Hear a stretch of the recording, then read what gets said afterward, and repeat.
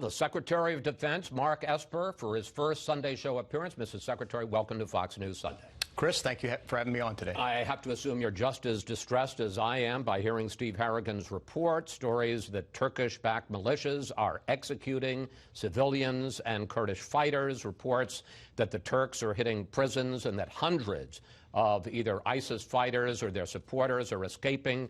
How much of that can you confirm? It's terrible. I've heard the same reports. It gets worse by the hour, Chris. These are all the exact things that we have communicated to President Erdogan and his ministers. I spoke to my counterpart a few days ago. I sent him a memo on Friday night in a formal response, and I warned them that if they do this incursion, which we oppose, we will see everything from the release of ISIS prisoners to a humanitarian catastrophe. It will damage U.S. relations with Turkey. They're staying in NATO. All this is playing out exactly as we predicted.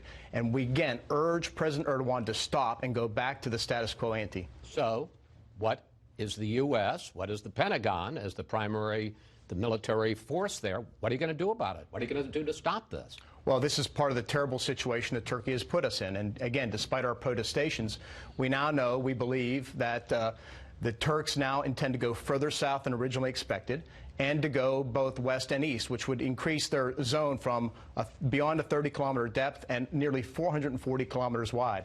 At the same time, we've learned in the last 24 hours that it looks like the SDF is cutting a deal with the Syrians and Russians. Yeah, we should say SDF, those are the Kurdish forces, the Syrian democracy forces. Defense forces, that's right. They're cutting a deal, and now what we're facing is U.S. forces in trapped between a Syrian-Russian army moving north to take on the Turkish army that is moving south. It puts us in a terrible position, and the protection and safety of our service members comes first to me. I spoke with the national security team yesterday. We all talked on the phone. I talked to the president, and he is concerned. And so last night he directed that we begin a deliberate withdrawal of U.S. forces from the northern part of Syria. Now, how many people are we talking about? How quickly are they going to move out? We're talking less than 1,000. I can't give you a timeline because it changes hourly. We want to make sure that we do so in a very safe, deliberate manner, that we deconflict things as we go with those folks on the ground in the immediate area. But I'm not quite sure I understand. So the Turks and their militias are committing atrocities against the Kurds, who are our allies. The Kurds are asking us for help, but we're going to pull out and allow the Kurds to go to the Russians and the Syrians? That doesn't seem to make much sense. Well, look, the United States, first of all, doesn't have the forces on hand to stop an invasion of Turkey that is 15,000 strong, if you will, preceded by airstrikes and artillery and mechanized forces. You've got to keep in mind, too, that, look, we didn't sign up to fight Turkey, a long-standing NATO ally, on behalf of the SDF. Again, this is a terrible situation. That's why in the little over 2 months that I've been on the job, this has probably been the #1 issue that I've dealt with week after week with our Turkish counterparts. We've done everything we can to dissuade them from doing this. We thought we were making very good progress on the so-called safety zone in northern Syria, a way to keep the forces separated and to ensure we can keep both these good partners at odds ends. But as you know, Chris, this conflict has its roots that goes back 200 years. And in fact, in the last few years, since we began this relationship with the Kurds to take on ISIS, the Turks protested it from the beginning. This is now their third incursion into Syria in the last few years to do this. But you emphasized on Friday that we stand by our Kurdish allies who fought with us, died, 11,000 of them died in the fight against ISIS. Here you are, sir, on Friday. We have not abandoned the Kurds. Let me be clear about that. We have not abandoned them. Nobody green-lighted this operation by Turkey. Just the opposite. We pushed back very hard at all levels for the Turks not to commence this operation. But, Secretary Esper, the U.S. had 50 special operations forces along the border, acting as a tripwire, if you will, to keep the Turks from coming across the border. We were the protection for the Kurds. After President Trump talked to President Erdogan last Sunday, President Trump decided to pull those troops out, and the Turks invaded. Isn't that the definition of abandoning the Kurds. Yeah, I think you get the sequencing in the reverse order. The first thing that we understood, I've understood from my counterpart, Secretary Pompeo from his, and certainly from President Erdogan, is they were fully committed to doing this regardless of what we did. We thought it was prudent. It was my recommendation. I know the Chairman of the Joint Chiefs of Staff agreed as well. We should not put U.S. forces in between a Turkish advance. We're talking less than 50, more like 24. There is no way they could stop 15,000 Turks from proceeding south. But you had talked to your counterpart, the Turkish defense minister, several days before the presidential phone call, and you had said to him, let's make the safety zone work, where the Turks and the U.S. work together to keep this border and keep the Turks on one side of the border and the Kurds on the other side of the border. Then the president has his phone call with President Erdogan, and you say, well, there's nothing we could do. One, did Erdogan say, I'm going to come in anyway? Yes or no? It was clear to me that President Erdogan was committed to coming in. He informed us that he was coming in. He didn't ask permission. It was clear to me that he was coming in. But do you think that with 50 U.S. troops on the border acting as a tripwire and with U.S. complete air superiority over the border, do you really believe that President Erdogan and the Turks were going to just come through the border, perhaps create a conflict with the United States if we had stood firm? Well, I think it's how you define standing firm. First of all, as I said, 50 service members are not going to stop a Turkish advance. And I'm not one to classify, well, let me finish, to classify them as a tripwire and sacrifice them, if you will, for the Well, you only sacrifice them if Turkey goes ahead, sir. If Turkey says, you know, we're not going to take on the U.S., we're not going to take on U.S. fighters overhead, maybe we would have stopped them. I don't believe so. I think they were fully committed. That was what I took from my conversations with my counterpart. The Chairman of the Joint Chiefs Staff took from his, Secretary Pompeo from his.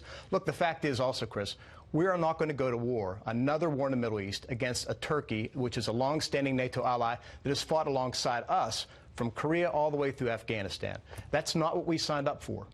Well, do they seem like much of an ally now, Turkey? No, I think Turkey, the arc of their behavior over the past several years has been terrible. I mean, they are spinning out of the Western orbit, if you will. We see them purchasing Russian arms, cuddling up to President Putin. We see them doing all these things that, frankly, concern us with regard to the direction they are heading. But you say it concerns us. The reaction is that the president is going to pull all of our troops out of that region, and although he has talked about sanctions and authorized Secretary Mnuchin to impose sanctions, there's been no action. Well, we'll see what happens. You know, like I said, all these developments have happened in the last 24, actually more like the last 14 hours, if you will. The National Security Team will be talking today about us. We still have been holding out hope that we could get to Erdogan and tell him to stop what he's doing, return to the border, and let's work on the safety zone, the mechanism. Those talks are still, by the way, underway right now. We want to get to that point and settle this situation down, stabilize it, so we can get back on the right path. And meanwhile, what do you say to the head of the SDF, our allies, the people who fought and died to help us beat ISIS? Mazloum Kobani Abdi, the head of the Kurdish army, said today, you are leaving us to be slaughtered. What do you say to him, sir? I would say what we've been saying, because we stay in contact with him. We are doing everything we can to get the Turks to stop this egregious behavior, get them to go back across the line and stop. And that's our message to them at this point in time. President Trump says that he is just keeping a campaign promise. Here he is. We want to bring our troops back home.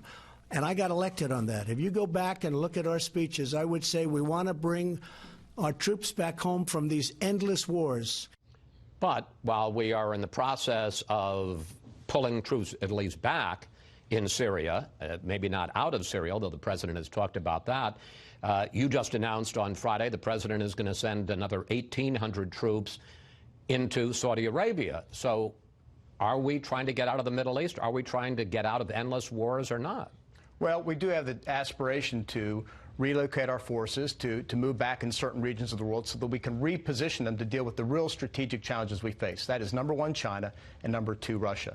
In this case with Iran, we know that their malign behavior over the last 40 years continues to create instability throughout the entire Middle East, to include northern Syria. So in that regard, we want to make sure we have sufficient forces on the ground, first to help defend our partners, Saudi Arabia and the UAE, and secondly, to deter further Iranian provocative behavior that could lead to a conflict. We are not looking to a conflict in the Middle East and not with Iran. But as I said to them, they should not mistake our restraint for weakness. If they do, and do something that would strike our interests or our allies, we will respond. I got 2 minutes left. I want to ask you two questions about, I'm sure, a subject you're dying to talk about, which is impeachment. House Democrats have subpoenaed you personally, that you as the Secretary of Defense turn over all documents related to decisions being made about authorization and then the decision to withhold military aid to Ukraine. Will you comply by the deadline for the House subpoena, which is this Tuesday, 2 days from today? We will do everything we can to respond to their inquiry, Chris. My general counsel, a week or two ago, sent out a note, as we often do in these situations, to the key members in the Pentagon to say retain your documents and institute other controls. So, again, we will respond as we can. You say we respond as we can. You're not making a firm commitment you will meet the deadline of Tuesday. Well, I don't know. I don't know the status of what that document preparation is. I don't know what restrictions we may have internally with regard to releasing them. The White House has a say on the release of documents as well. There are a number of things that play into this. Finally, last May, the president's phone call with Zelensky was in July, but last May, 2 months before, the Undersecretary of Defense certified to Congress that Ukraine had made major efforts in fighting corruption and certified to Congress that the Pentagon was, in fact, going to release all military aid that had been approved by Congress to the Ukrainians. Did President Trump ever explain to you why he had decided to go against the Pentagon's decision and to hold up the aid? Chris, I have nothing to share with you on this. As you know, I came into office in late July. And since that time, as we looked at this issue periodically, the DoD's focus has been on three things. What is the importance, the value of the aid to Ukraine to deter Russian behavior, defend themselves? Number two, are they making progress on corruption, which is of keen interest to the Congress? And then number three, how are we getting other NATO allies, European partners, to also help assist the Ukrainians? The key point is this. We got most of the money out on time as required, and at no point in time was U.S. national security harmed. Secretary Esper, thank you. Thanks for coming in. Please come back, sir. Thank you, Chris.